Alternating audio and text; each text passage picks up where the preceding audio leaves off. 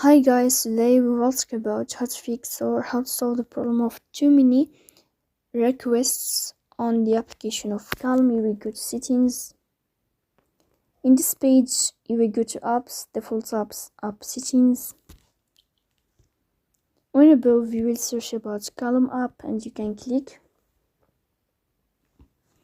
In this page of app info, you will click on first stop and you will click OK. Here you will enter to the window of storage.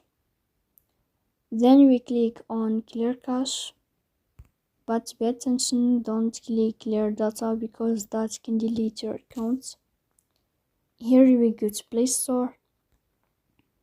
You will search about the application of Calm.